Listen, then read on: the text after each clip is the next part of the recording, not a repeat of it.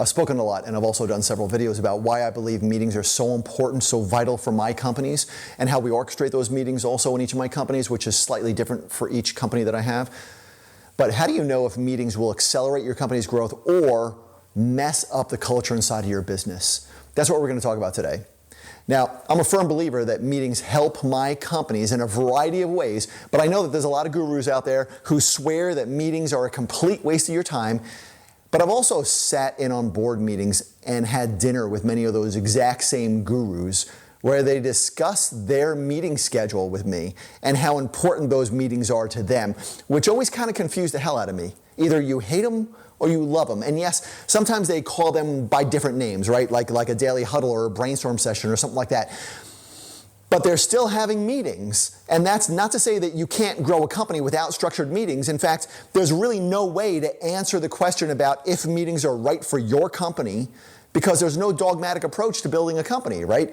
What I can do, however, is I could show you my checklist that I use anytime I go into a company, either as an owner or partner or as an advisor or as an investor. And that checklist has allowed me to shorten the time frame between the day that we begin together and the day that we hit 8 figures.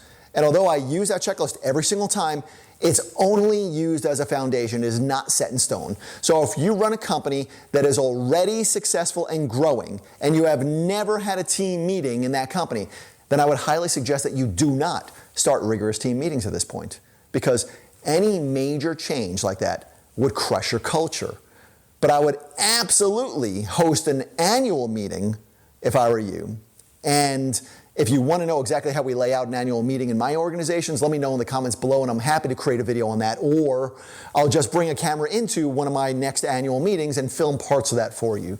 But the number one thing that could hurt your company momentum is making a big change, like implementing structured team meetings every week or every day in a company that's never had team meetings. However, if you're just starting out, or if your business does not have maximum momentum yet, then you should test out relaxed team meetings once a month.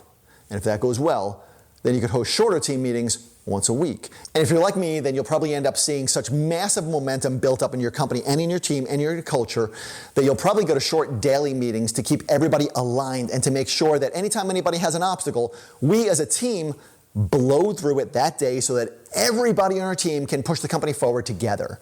Now, I'm going to put a link to a basic team meeting checklist in the description, and it's free, and you can grab it and use it to run highly productive meetings in your company too. And it's the exact same checklist that we use in my company. Just do me a favor, please subscribe and hit the like button and the bell notification. And if enough people go ahead and do that, then I'm happy to post more paperwork that we use in my companies to grow from 0 to 7 to 8 figures fast.